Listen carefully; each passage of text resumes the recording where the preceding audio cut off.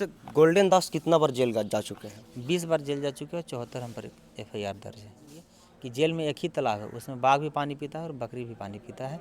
अब बंदी पे डिपेंड पड़ता है कि आप बकरी बन के पीना चाहते हैं या बाघ। बंगाल में हर रोज़ TMC कार्यालय पर हमला, तोड़फोड़, TMC कार्यकर्ता को, नेता को कुर्सी दिया जा रहा है, जात को देखे गाली दिया जा रहा है, जात को देखे जेल भेजा जा रहा है, जात को देखे बेल दिया जा रहा है, जिसका मुख्य कारण है कलीजन। इसी तरह मांझी जी कोई नेता है कि वो गुलाम है, मंत्री है। आपको कान पर के उठकी बैठकी कराया जा रहा था, वो क्या मामला था? देखिए मीडिया शुद्धिकरण के लिए भी कहते थे, उसको भी मान लें। पंडित जी तो उन्होंने तो कहे हैं कि संविधान तो लिखे नहीं किया है बाबा साहब। उनके जीजा जी लिखे हैं, कि उनके पापा जी लिखे हैं। बाबा साहब और भगत सिंह का इतिहास हो सकता है, फिर गोल्डन दास का।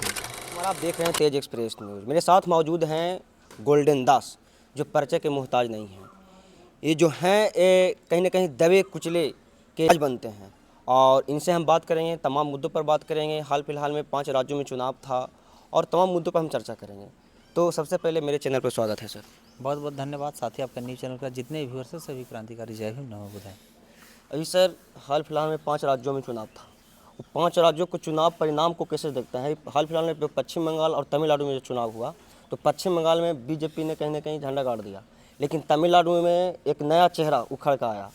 आप इस चुनाव जो परिणाम आया है सर, इसको कैसे देखते हैं? लेकिन जो विपक्ष हैं वो कहीं ना कहीं आरोप लगा रहे हैं चुनाव आयोग पर कि जो एआई तंत्र का जो प्रयोग किया गया है, इस पर क्या कहिएगा? देखिए मीडिया महोदय, सबसे पहली बात कि हम नेता नहीं हैं। दूसरी बात, हम राजनीति से रिलेटेड नहीं करते हैं, और ज़्यादा हम किसी पार्टी पर टीपा टिप्पणी करने के लिए हम उचित नहीं समझते हैं। लेकिन अब पूछिए तो मैं आपको जवाब देता हूँ। बंगाल चुनाव में तंत्र ये तो सही है कि पहले वहाँ 91 लाख के नाम काटा गया, उसके बाद चुनाव आयोग जो है खुलेआम गुंडागर्दी करवाएं। चुनाव बाद देखिए अभी मणिपुर से भी ज़्यादा बुराई स्थिति बंगाल का है। मोदी जी को बिहार शपथ ग्रहण, मुख्यमंत्री जी को मंत्रिमंडल को गठन करने के लिए समय है, लेकिन बंगाल में दंगा फसाद हो रहा है, उसको शांत कराने के लिए उनके पास समय नहीं है। और बात रहा तमिलनाडु के चुनाव, तो वहाँ जीत जो हुआ है पेरियार रामास्वामी जी का विचार का हुआ है, बाबा साहब का विचार का हुआ है, और संविधान का जीत हुआ है। और बड़े भाई विजय थलापति जी को मैं दिल से बहुत बहुत बधाई देता हूँ। मेरा शुभकामना है, खूब तरक्की करें।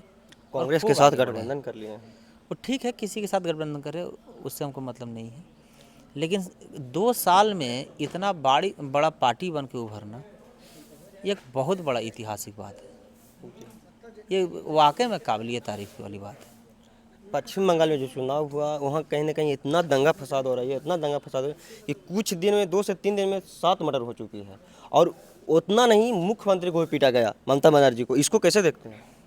इससे बड़ा दुर्भाग्य की बात और क्या हो सकता है? इससे ज़्यादा दुख की बात और क्या हो सकता है? मैं खुद देख रहा हूँ बंगाल में हर रोज़ TMC कार्यालय पर हमला, तोड़फोड़, TMC कार्यकर्ता को, नेता को खुलेआम पीटना, हमला करना प्रशासन के सामने। इससे बड़ा दुर्भाग्य की बात क्या हो सकता है? इससे ज़्यादा तनाव वाला माहौल क्या हो सकता है? अब पता नहीं बीजेपी का या RSS का क्या एजेंडा है, क्या मोटो है, क्या चल रहा है, लेकिन आने वाले समय में बहुत बुरा परिणाम इसका होगा, और इसको भुगतने के लिए बीजेपी और RSS वाले तैयार रहें। और नहीं तो जिस तरह से उनको जिम्मेवारी अगर लगता है कि जनता दिए हैं, तो जनता रक्षा करने के लिए जिम्मेवारी दिए हैं, तांडव कराने के लिए, दंगा फसाद कराने के लिए उनको नहीं मौका दिए हैं। वही अगर TMC वाला करते तो कहते जंगल राज है, गुंडागर्दी कर रहे हैं। बिल्कुल आतंकवादी घोषित किया जाता है, राष्ट्रपति शासन लगा दिया जाता है। बिहार में भी चुनाव हुआ सर, नीतीश जी के चेहरा पर, लेकिन नीतीश जी को कहीं ना कहीं बेदखल कर करके यानी बीजेपी ने सरकार बना लिया, मंत्रिमंडल का विस्तार था। इस पर आप क्या कहिएगा? ये तो देखिए विपक्ष वाले दिन रात चिल्ला चिल्ला के बोलते थे कि नीतीश जी मुख्यमंत्री नहीं रहेंगे, ये सिर्फ चेहरा है, 6 महीना तक इनको नहीं रखा जाएगा, हटा दिया जाएगा। लेकिन वो बात जनता नहीं समझा, जनता उस बात पर फोकस नहीं किया, जिसका भुगतना खुद पूरे बिहार को, जनता को भुगतने के लिए मिल रहा है। बीजेपी की सरकार आते ही यादव को चुन चुन कर मैंने इनकाउंटर किया जा रहा है, जैसे में कि अनंत सिंह जो दुलारचंद यादव के हत्या के मामले में थे, उनको जेल से रिहा कर दिया गया, और वही रीतलाल यादव जो हैं, जो कहीं ना कहीं उनको जेल में है रखा गया है। इस पर क्या कहिएगा? हम तो बार बार कहते आ रहे हैं कि इस देश में जात को देख के कुर्सी दिया जा रहा है, जात को देख के गाली दिया जा रहा है, जात को देख के जेल भेजा जा रहा है, जात को देख के बेल दिया जा रहा है, जिसका मुख्य कारण है कलेजियम सिस्टम। जी कलेजियम सिस्टम जब तक समाप्त इस देश से नहीं होगा तब तक इस देश आज़ाद नहीं, नहीं होगा। यानी अभी भी देश गुलाम है बिल्कुल। पूरी और तरह से नहीं हुआ। अंग्रेज से भी खतरनाक कलेजियम सिस्टम है। पहले फॉरवर्ड समाज के लोग मनुस्मृति के दम पर शोषण जुल्म अत्याचार करते थे, अभी कलेजियम सिस्टम के दम पर खुलेआम गुंडाई कर रहे हैं।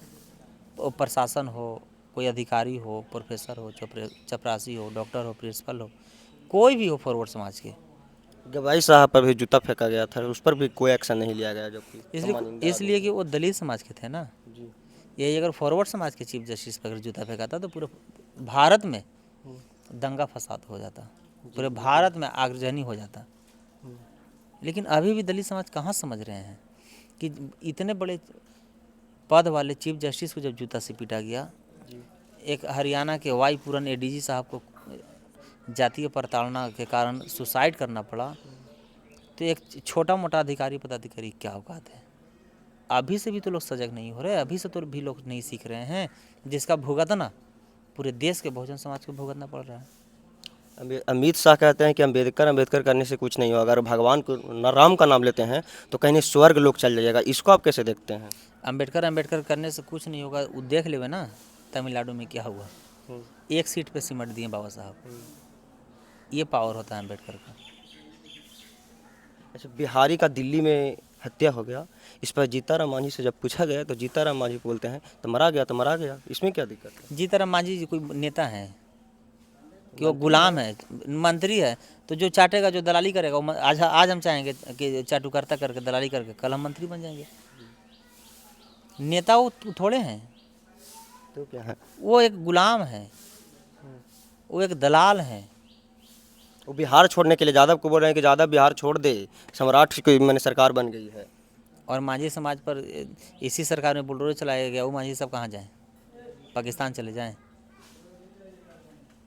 उस समय तो उनको लकवा मार दिया बोलने के लिए कि हमारे जात को क्यों झोपड़ी तोड़ा जा रहा है, क्यों घर से बगैर किया जा रहा है। अभी तक गोल्डन दास कितना बार जेल जा चुके हैं? 20 बार जेल जा चुके हैं, 74 हम पर FIR दर्ज है। अच्छा, जो जेल जाते हैं तो अब वकील नहीं रखते हैं, इस पर क्या रीज़न है? ये संवैधानिक अधिकार है, कोई भी आप भी नहीं रख सकते हैं। कोई भी संवैधानिक अधिकार जो भी शख्स अपना केस को लड़ने में सक्षम है वो खुद से अपना पक्ष रख सकता है, चाहे किसी भी जाति के लोग हों। गोल्डन दास का इतना संविधान का जानकार कैसे हैं? मैंने इतना जाने हैं, सीखे हैं। जो पढ़ेगा वो जानेगा, जो तो पढ़ेगा बोलते हैं कि हम पढ़े लिखे नहीं हैं। भाई हम कब बोले कि हम पढ़े लिखल नहीं हैं? इतना संविधान की जानकारी कैसे? संविधान पढ़ के, संविधान में अभी तक 23 बार पढ़ चुका हूँ, 24 और फिर शुरुआत किया हूँ। जब जेल जाते हैं तो क्या क्या प्रताड़ना का सामना करना पड़ता है? जेल में हमको उस तरह के खुद व्यक्तिगत पूछा जाए तो मुझे प्रताड़ना का नहीं शिकार होना पड़ता है, इसलिए कि जेल में एक ही तालाब है, उसमें बाघ भी पानी पीता है और बकरी भी पानी पीता है। अब बंदी पे डिपेंड पड़ता है कि आप बकरी बन के पीना चाहते हैं या बाघ। एक वीडियो वायरल था, आपको कान पर करके उठकी बैठकी कराया जा रहा था, वो क्या मामला था? देखिए मीडिया महोदय, आप ही को अगर 100 गो गुंडा जी यहाँ पे लाठी से पीटेगा और बोले कान पकड़ो, तो आप नहीं पकड़िएगा। बिल्कुल। तो एक आम आदमी या आम गुंडा आपको 100 गो लाठी के दम पर आपसे कान पकड़वा लेगा, तो हज़ारों पुलिस वाले AK-56 और AK-47 के दम पर हमसे कान पकड़वा लिया गया, तो ये कौन बहुत बड़ा ऐतिहासिक और पहाड़ और तीर मार दिया? एक शायरी सुने हैं ना कि किसकी मजाल जो छेड़े दिलेर को, गर्दिश में घेर लेते हैं गिद्दर भी शेर को। बिल्कुल। चलिए, 2027 में यूपी में चुनाव है, इसको कैसे देखते हैं? मायावती जी अलग हैं और बड़े भाई चंद्रशेखर जी रावण जी अलग हैं, दोनों एक नहीं हैं, तो कैसे होगा? अब 27 में आ जाएंगे दोनों एक साथ, मेरा पूरा प्रयास है। प्रयास है। हाँ। अगर नहीं आते हैं तो? नहीं आते हैं तो फिर दोनों भाजपा के B टीम साबित हो जाएंगे। B team? बिल्कुल। जो आरोप है वो कहीं ना कहीं साबित हो हाँ जाएगा। साबित हो जाएगा, और मैं घर घर जाके बताऊंगा कि लोग दोनों B टीम हैं। अखिलेश यादव बोल रहे हैं पंडित जी के पंडित जी जो कहेंगे हम लोग मानेंगे, अगर टीकी कटावे कहते हैं, बाल कटावे कहते हैं, दाढ़ी मुड़ावे कहते हैं, हम मानेंगे। इसको कैसे देखते हैं बयान को? पंडित जी तो शुद्धिकरण के लिए भी कहते हैं, तो उसको भी मान लें। पंडित जी तो कहते हैं कि यादव समाज से दूध उगाने का काम है, तो उसको ही मान लें। पंडित जी तो कहेंगे जो समाज उनको स्कूल नहीं घुसने दिया गया, मंदिर नहीं घुसने दिया, क्या लगता है वो उनको मुख्यमंत्री कुर्सी पर बैठा देगा? ये वोट के लालच में जो इतना हद तक गिर रहे हैं, तेजस्वी यादव के जो हाल हुआ ना बिहार में, इससे भी बुरा हाल अखिलेश यादव की यूपी में होगा। आप रिजल्ट देख लीजिएगा 2027 में। एगो ब्रिजभूषण शर्मा है, ब्रिजभूषण सिंह, उन्होंने तो कहे हैं कि संविधान तो लिखवे नहीं किया है बाबा साहब, उनके जीजा जी लिखे हैं, कहा कि उनके पापा जी लिखे हैं। सब प्रदेश जा रहे हैं कि लिखे हैं, उन्हें वो कहते नहीं लिखा है। तो उसको कहने और ना कहने से क्या फ़र्क पड़ना, वो क्या है, वो है क्या? वो सिर्फ एक बलात्कारी है। महिला पहलवान के साथ कितना कुकर्मी किया, ये दुनिया से छुपा हुआ है। तो खुद कलंकित है, खुद बेटी बहन को मान सम्मान इज्जत के साथ खिलवाड़ करता है। वो बाबा साहब के बारे में क्या जानेगा, संविधान के बारे में क्या जानेगा?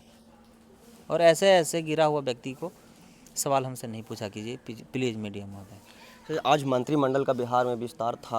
आज नीतीश कुमार के पुत्र निशांत कुमार मंत्रिमंडल में शामिल हो गए हैं।